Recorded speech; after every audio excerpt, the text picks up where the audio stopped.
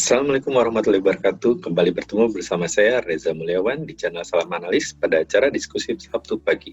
Hari ini kita akan membahas tentang kualitas lingkungan sebelum dan sesudah COVID. Apa yang terjadi? Nah, seperti kita tahu, ketika sebelum COVID, semua pergerakan atau kegiatan berjalan normal. Dan begitu COVID dinyatakan sebagai pandemi dan berlaku secara global, kita melaksanakan PSBB, lockdown, dan segala macamnya. Apakah pengaruhnya terhadap kegiatan kita dan apa pengaruhnya terhadap kondisi lingkungan? Seperti yang kita tahu, ada beberapa foto yang sudah tersebar di media massa dan di media elektronik. Ada foto before dan after COVID, di mana menunjukkan di situ langit Jakarta waktu sebelum COVID itu burem, ya. Dan ketika setelah COVID malah jadi biru cerah. Nah, sekarang mari kita dengarkan pemaparan dari narasumber kita, Ibu Teti Resmianti, SSI MSI. Untuk itu, waktu dan tempat kami persilahkan. Saat ini pandemi COVID terhadap lingkungan hidup, lalu bagaimana pengalaman kami dari Sislab dalam menghadapi pandemi ini, terutama terkait dengan pelaksanaan pekerjaan yang biasanya kami lakukan secara rutin dan mudah, tetapi saat ini kita harus mampu beradaptasi dengan keadaan pandemi. Sebelumnya saya bacakan mengenai pandemi COVID, bagaimana awalnya itu di Indonesia begitu kita mulai aware. Sebenarnya pandemi COVID itu sudah ditetapkan oleh WHO, Pak, sejak 11 Maret 2020, yaitu setelah adanya 114 negara terinfeksi virus ini. Lalu untuk PSBB itu kita review sedikit ke belakang kemarin ya Pak ya. Ditetapkan melalui peraturan pemerintah nomor 21 tahun 2020, yaitu tentang PSBB pada tanggal 31 Maret 2020. Nah, setelah ada PSBB ini di luar dari apa yang ada di PPT, kami dari Sislab itu kita mulai melaksanakan satu aturan ketat terkait dengan WFH, WFO. Jadi ada beberapa karyawan yang melaksanakan WFH, ada beberapa karyawan yang tetap harus WFO. Jadi kita menyesuaikan itu tentunya juga dengan beberapa pertimbangan. Jadi untuk laboratorium kita tidak mungkin WFH, jadi ada tetap WFO tapi dengan personil yang bergantian. Sedangkan untuk divisi-divisi yang mampu melaksanakan pekerjaannya itu di rumah, termasuk kami dari Study Environment itu, kita melaksanakan WFH. Saya dan divisi saya itu melaksanakan WFH-nya itu sekitar 3 bulan. Jadi baru masuk kemarin tanggal 1 Juli kita sudah mulai masuk WFO. Lalu kita lanjut ke slide bahwa pandemi COVID ini ditetapkan sebagai bencana nasional, yaitu setelah adanya Kepres nomor 12 tahun 2020, yaitu setelah di Indonesia ada positif corona mencapai 4.557. Ini datanya saya ambil, ini adalah sumber data yang kami ambil. Lalu kita lanjut di sini, itu pendahuluan. Pada kali ini diskusi kita ini pertama adalah tentang bagaimana peraturan pemerintah PSBB dan penerapan terhadap monitoring kualitas lingkungan hidup, yaitu monitoring yang biasa kita laksanakan untuk beberapa industri. Lalu untuk bagaimana di sini perbandingan data kualitas udara ambien sebelum dan sesudah pandemi COVID. Itu adalah untuk udara, lalu juga nanti kita akan tampilkan di sini bagaimana data pada saat terjadinya PSBB terhadap timbulan sampah. Di sini timbulan sampah yang kami uraikan di sini adalah sampah domestik. Kenapa? Karena kita tidak berbicara tentang sampah medis karena akan lebih complicated lagi nantinya.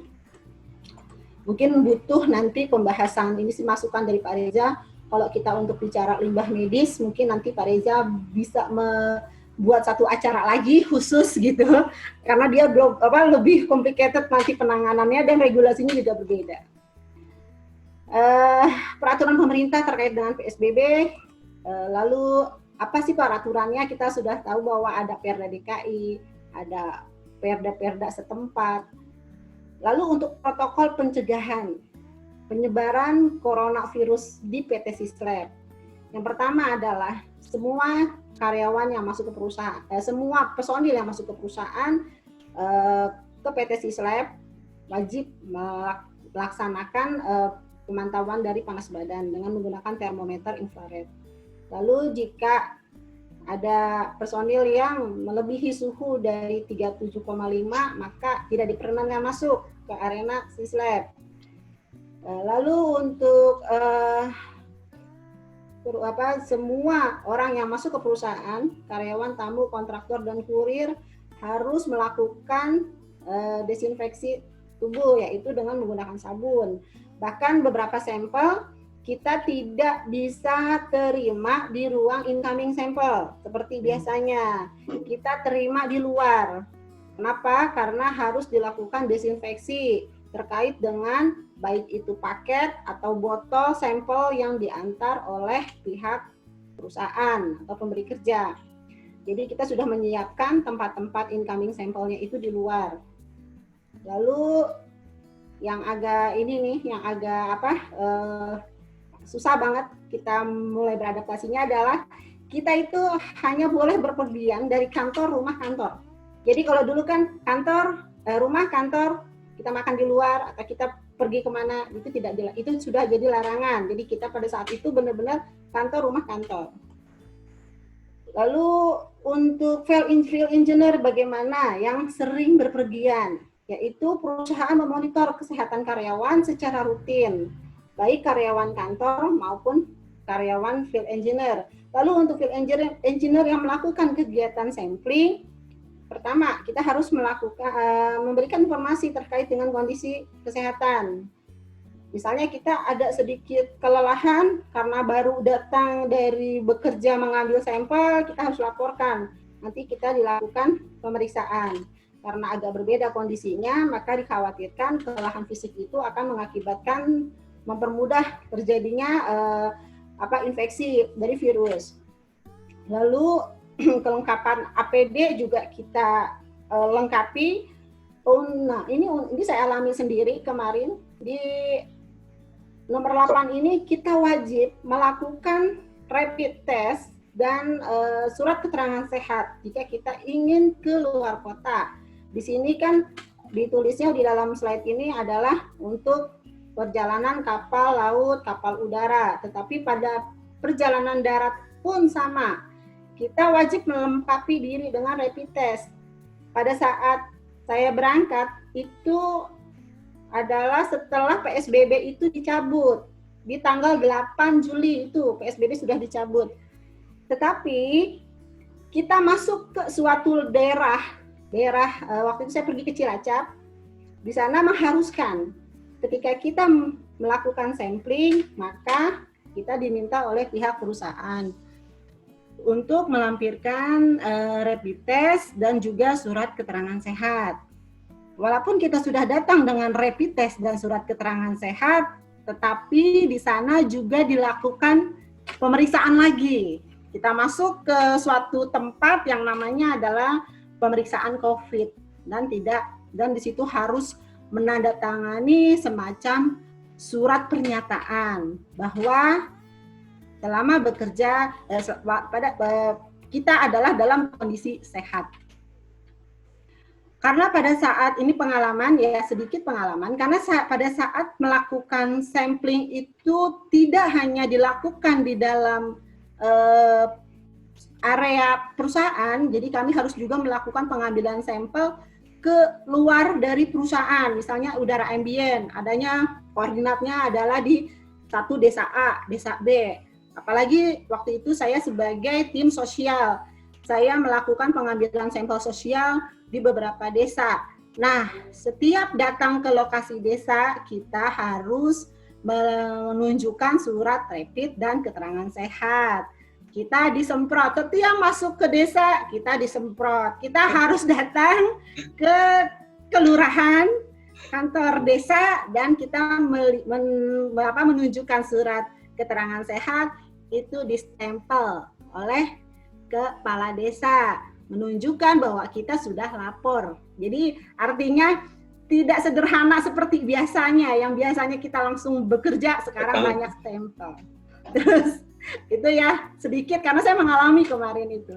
Saya pikir ya ini hanya surat rapid selesai, ternyata tidak sesederhana itu.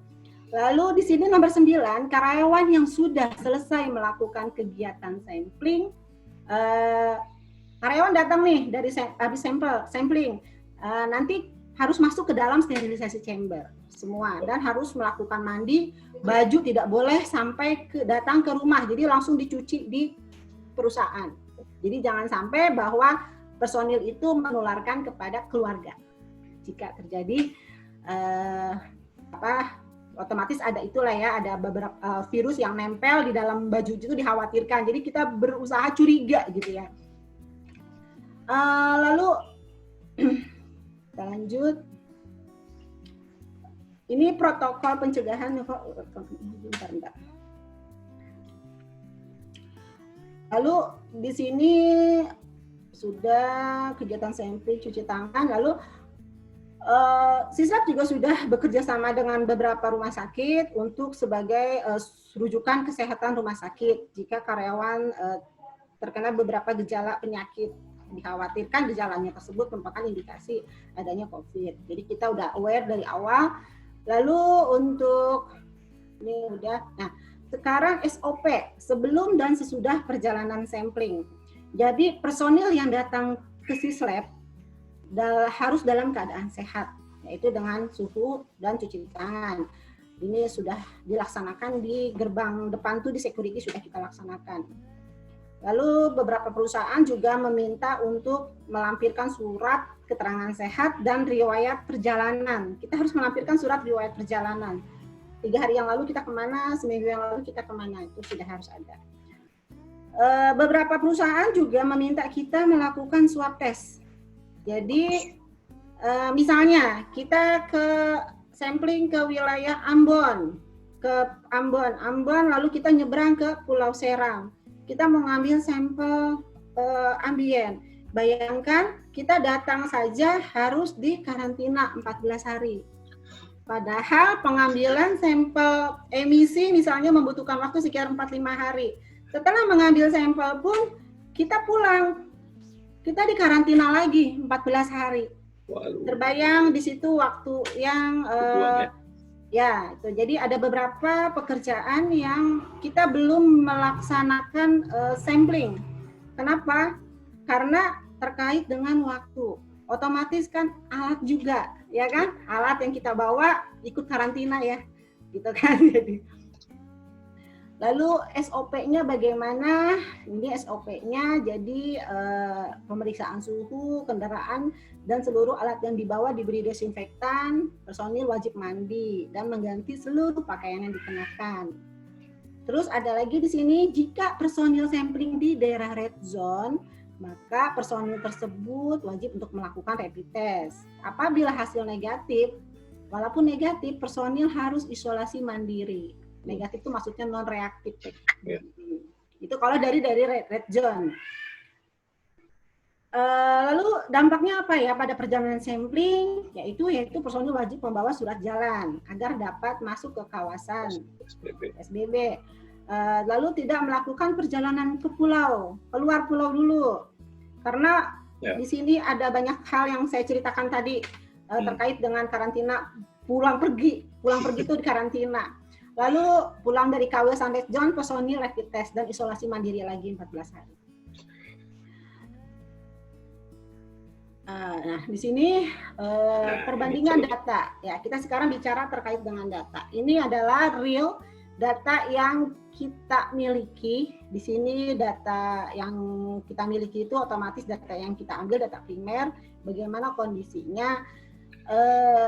Di sini kita sebenarnya data yang kita punya itu adalah data-data yang pada saat masih dilaksanakan PSBB. Jadi perbandingan data kualitas udara ambien sebelum dan sesudah pandemik. Pertama adalah kenaikan kualitas udara ambien disebabkan oleh, jadi kualitas udara ambien itu mengalami kenaikan kualitasnya ya, bukan nilai parameternya. Jadi adanya pemberlakuan PSBB di beberapa daerah membuat beberapa industri terhenti atau melakukan produksi tapi tidak full, sehingga otomatis mempengaruhi gas buang yang lepas ke udara, otomatis makin sedikit.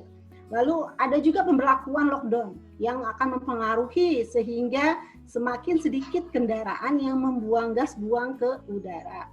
Jadi faktornya dari emisi gas buang dari industri juga gas buang dari udara. Lalu adanya peraturan pemerintah melalui kegiatan WFH ternyata sangat memberikan dampak yang baik.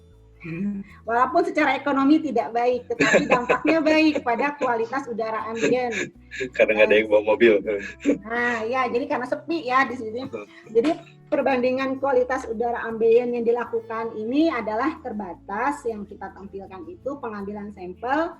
Jadi data yang kita tampilkan itu memang belum mampu mengeneralisir kondisi suatu daerah, karena ini adalah data terbatas bagi beberapa perusahaan yang kami miliki datanya, tapi kita identitas perusahaannya kita katakan sebagai X gitu ya. Data yang kita jadikan parameter untuk kita bandingkan ini adalah untuk parameter SO2, CO, NO2, oksidan, TSP, dan PB. Contoh ini adalah dari PTX Cibitung. PTX Cibitung pada bulan Oktober tahun 2019 sebelum pandemik, kita lihat untuk parameter CO.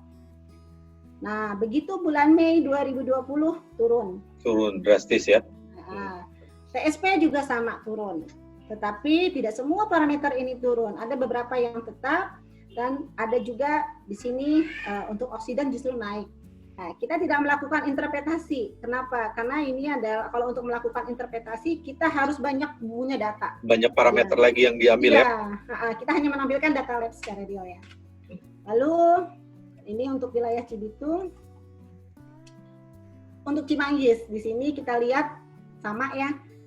Terjadi penurunan CO, terjadi penurunan debu TSP. Lalu untuk ini rumah sakit, salah satu rumah sakit di Jakarta, RSX Jakarta. Sama mungkin di situ orang tidak beraktivitas di depan rumah sakit tersebut, jadi ini udara ambien jadi turun, tetapi TSP naik.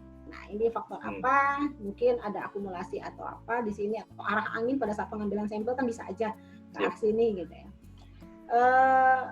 Ini PTX Cakung. PTX Cakung ternyata hanya TSP yang turun, untuk CO tetap. Ini PTX kawasan Jakarta, kita lihat di sini hanya TSP juga yang turun. Nah, jadi dari grafik di atas parameter TSP sebenarnya kita lihat dari yang kita tampilkan tadi, TSP dan CO yang terlihat terjadi penurunan. Namun beberapa parameter lain yaitu seperti SO2, NO2 terjadi penurunan meski tidak signifikan dan tidak semua daerah terjadi penurunan. Kalau untuk parameter lead atau PB stabil gitu ya. Jadi artinya pencemaran tetap ada. Lalu untuk perbandingan data kualitas udara ambien dan sesudah, ini di Jatim, Jawa Timur. Yang saat ini lagi heboh juga ya, Jawa Timur. Daerah hitam ya. Kenapa kita ambil data kok Jawa Timur jauh-jauh? Karena kita punya cabang di Jawa Timur ya Pak ya, jadi benar. Jadi artinya kita punya data dari beberapa perusahaan di Jawa Timur, Sislab Jatim ada. Jadi di sini kita lihat untuk terlihat penurunan ya untuk beberapa parameter signifikan itu tetap CO dan TSP. Ya. Kalau ini saya tampilkan itu, ini materi pada saat kita webinar waktu itu, ini materi dari Surabaya. Dari salah satu profesor di ITS di sini menampilkan ini global, jadi ini untuk beberapa negara. Kita lihat di sini terjadi ini minus ya, ini minus. Jadi artinya apa? Ada reduksi 40% polutan NO2 dan 10% PM10 dalam 30 hari. Nah, kalau kita bicara secara teori, yaitu terkait dengan bagaimana bahayanya polutan tersebut bagi manusia, sebenarnya di sini dijelaskan bahwa Sehingga kalau terjadi penurunan seperti ini mampu menghindarkan 11.000 kematian akibat udara tercemar.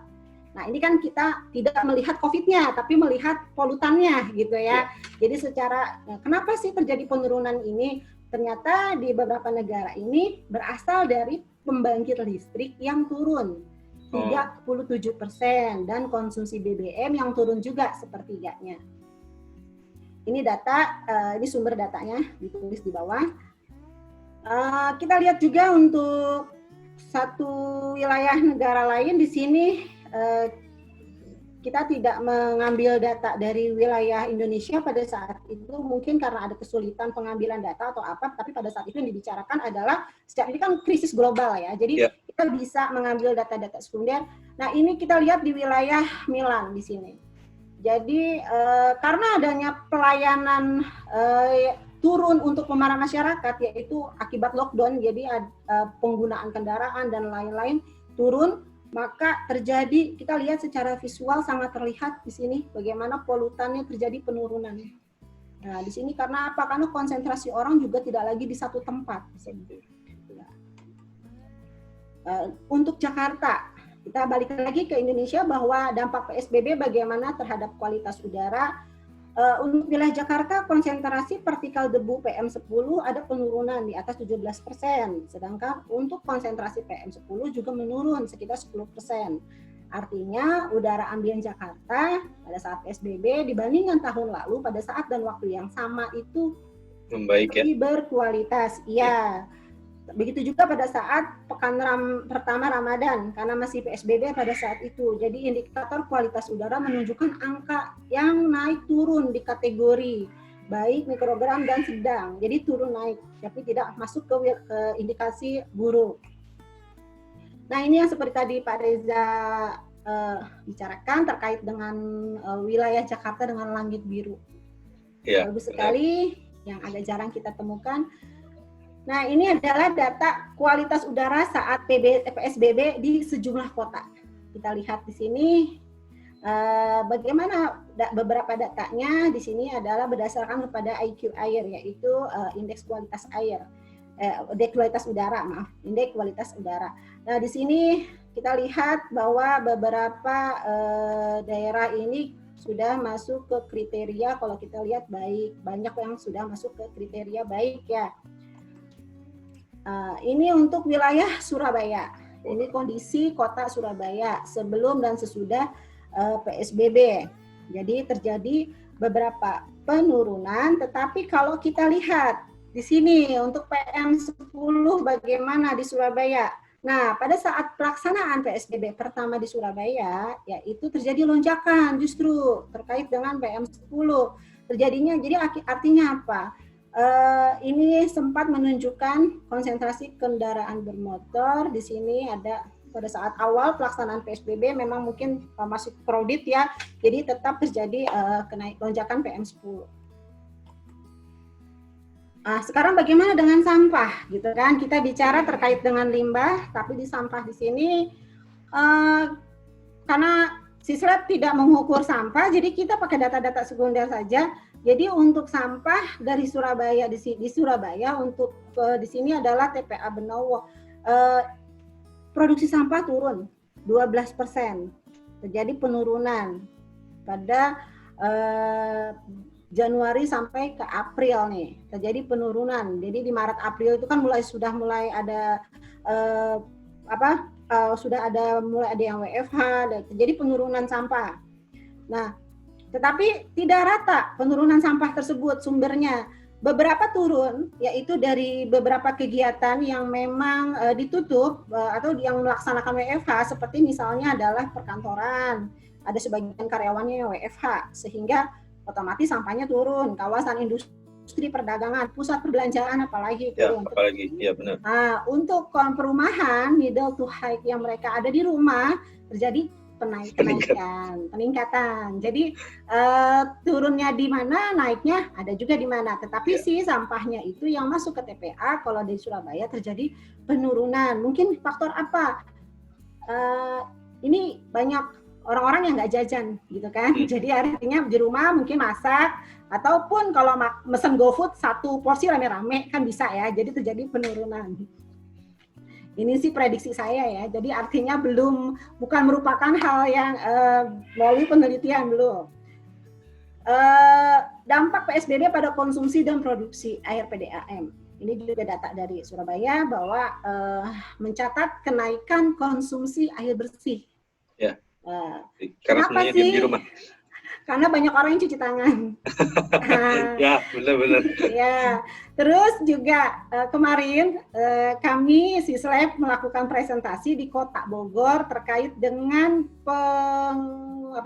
kualitas air sungai dari hulu, tengah, hilir. Itu kan kita punya data awal musim kemarin itu masuknya ke musim hujan. Nah, nanti musim kemarau bagaimana? Kita diskusi, saya bilang kita prediksi aja. Karena banyaknya orang yang melakukan cuci tangan, maka semua akan lari ke sungai. Maka kita lihat nanti perbandingan data. Apakah terjadi kenaikan dari misalnya kalau pencuci tangan MDAS tinggi, lalu hal-hal yang dari bahan itu kita nanti lihat, akan ada juga Kota Bogor punya data itu. Insya Allah Sislab yang akan melaksanakan. Terus dampak PSBB pada pembuangan air limbah. Nah, di sini kan air limbah itu beberapa kota itu air limbah terpusat. Maka karena adanya perkantoran, pertokoan, restoran tutup, maka sistem komunal air limbah domestik di sini justru banyaknya itu dari rumah, bukan dari IPAL terpusat. Nah, dari situ agak sedikit mengkhawatirkan. Kenapa? Karena kalau dari IPAL terpusat, dia kan dilakukan desinfeksi dulu, diolah gitu. Tetapi kalau dari domestik, itu langsung kan masuk ke badan air penerima. Nah, artinya di sini banyak sekali air limbah domestik yang kita nggak tahu apakah itu mengandung virus atau tidak, yang langsung masuk ke badan air penerima. Jadi sebagai penutup, di sini bahwa polusi udara mampu meningkatkan penyebaran COVID. Jadi artinya para peneliti sepakat bahwa polusi udara telah meningkatkan pandemi virus. Lalu pandemi COVID juga dilaporkan berkaitan dengan pemaparan mereka terhadap udara yang terpolusi. Lalu yang poin ketiga ini bahwa dampak lockdown itu memang baik terhadap penghentian atau pengurangan penyebaran COVID, tetapi sangat tidak baik terhadap kondisi perekonomian, adanya penurunan aktivitas ekonomi dan transportasi dan segala sektor, sehingga mengakibatkan penurunan ekonomi tetapi penaikan kualitas udara. Jadi ada hal positif dan hal negatif. Jadi dengan pertimbangan adanya interaksi yang kompleks dari kondisi udara, kondisi cuaca, biologi dan lain, diperlukan strategi ekonomi yang kita bisa diskusi di sini. Satu lagi yang kita harus mungkin aware ya, bahwa virus itu tetap ada. Jadi artinya perlu dipahami, sekali virus dirilis ke publik maka dia sulit atau tidak akan hilang dari lingkungan. Demikian Pak Reza sedikit dari materi diskusi kali ini. Terima kasih, saya kembalikan kepada Pak Reza. Oke, terima kasih Bu Tati. Bu Tati. Oke. Ya. Sekarang gini Bu Tati, kan tadi dari pemaparan tuh udah jelas ya, ada pengaruh yang sangat signifikan terhadap kualitas lingkungan before after. Terus bagaimana COVID juga merubah kebiasaan kita. Nah, sekarang kalau di dalam tadi kan kalau mau masuk ke Sislabnya, sekarang kalau di dalam Sislabnya, apakah di Sislab juga menerapkan istilah wajib face shield, wajib masker, atau misalkan ada sesuatu yang berubah atau ditambahkan atau tetap berjalan seperti biasanya Bu Tati? Oke, terima kasih. Untuk personil yang bekerja di kantor di dalam ruangan itu kita menggunakan masker, lalu juga ada social distancing. Jadi misalnya makan di kantin kita dikasih jarak. Sislab juga menyarankan untuk makannya di kantin Sislab. Jadi yang dulu kita bebas kemana, tetapi sekarang disarankan makan di kantin Sislab supaya lebih terpantau. Yang kedua juga misalnya penggunaan musola. Musola sudah tidak lagi ada karpet. Tetapi musola itu semua wajib membawa alat untuk ibadah masing-masing, juga pembatasan orang di musola karena biasa kan di musola kan tempatnya pada saat ibu-ibu lah seperti saya dandan lama-lama ngobrol gitu kan, itu kan bahaya kan, nggak mungkin juga dandan pakai face shield kan. Nah itu jadi ada pembatasan orang seperti itu Pak Reza. Nah kalau di laboratoriumnya apakah pada saat analis itu bekerja dia tadi menggunakan face shield atau menggunakan apa namanya masker? Kalau masker ya kita gunakan, kalau face shield tidak, karena di dalam laboratorium kan analis juga tidak berbicara ya, jadi bekerja aja, cuma lebih kepada alat kerjanya itu kita nggak campur gitu. Jadi satu meja ya dia seperti kayak kita waktu praktikum ini alat kerjanya gitu. Nah, terus ini apa namanya? Tadi kan sampel pas datang ya, saya tertarik tuh. Tadi kan menerimanya di luar. Apa namanya? Apakah itu diterapkan ke semua sampel atau ada beberapa sampel aja, ada yang dari zona merah atau dari zona tertentu atau misalkan hanya beberapa sampel aja? Semua. Jadi semua. Kita pakai ilmu curiga gitu kan. Jadi semua dicurigai membawa virus. Jadi kita semua datang ke Sislab walaupun ini dari Tanah Baru bawa sampel, tetap masuk diterima di security, di incomingnya itu di security dilakukan desinfeksi penyemprotan, ada kotaknya nanti disemprot itu. Nah kalau yang pegawai nih ya, tadi saya dulu pernah satu kali waktu saya sampling ke daerah apa namanya Jakarta dan beberapa tempat lain, itu perusahaan dia menerapkan di untuk mandi disinfeksi. Apakah mandinya itu disemprot dalam keadaan itu?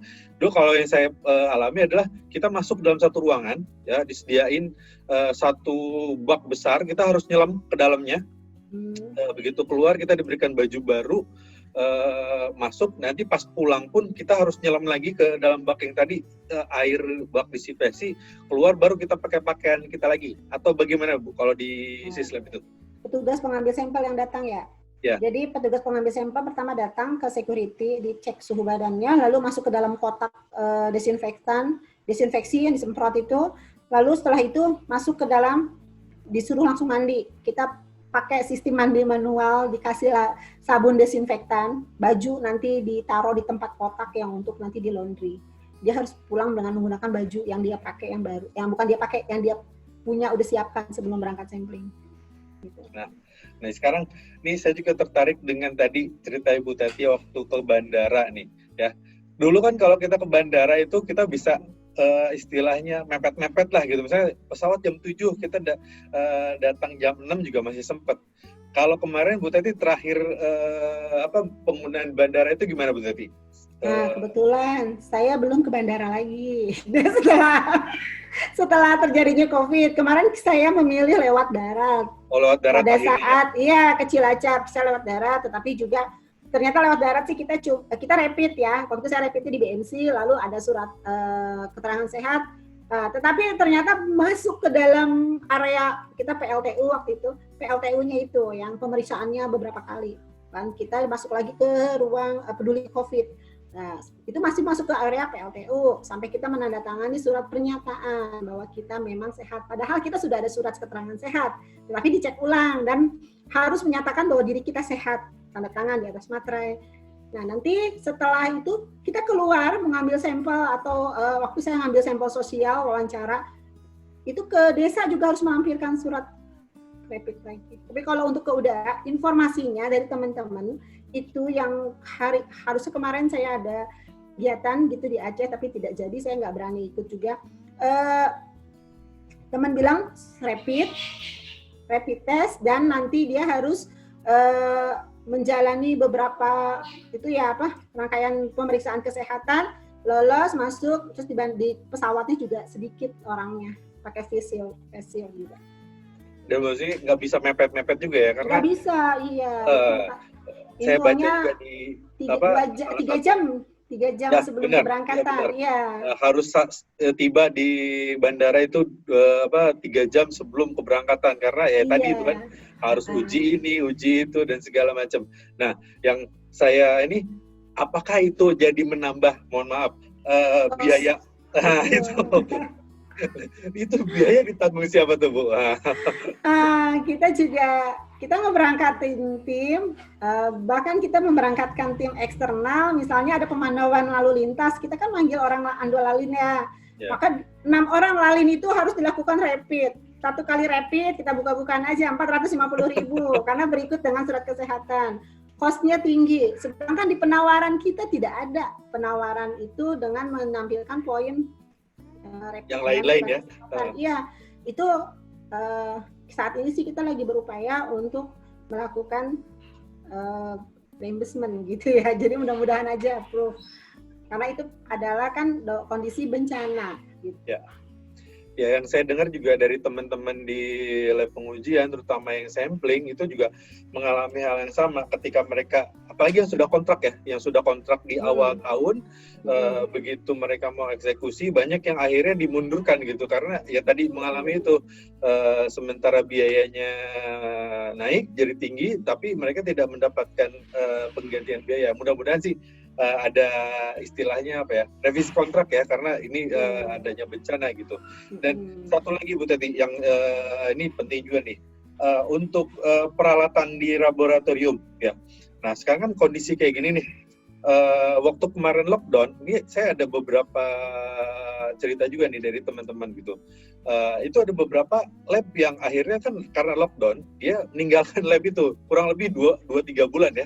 Nah, begitu dia selesai lockdown, dia masuk, wassalam tuh, ada beberapa alat lab yang terkena imbasnya, ada yang sudah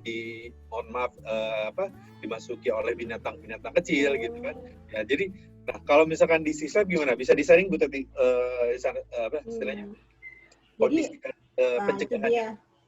Itu dia yang susah sharingnya, karena kita terus berjalan gitu Pak Reza. Jadi saya belum tahu untuk bagaimana alatnya, karena Sislab ini selama 3 bulan kita berjalan normal, artinya aktivitas analisa kita tetap berjalan, tetapi personilnya yang berkurang.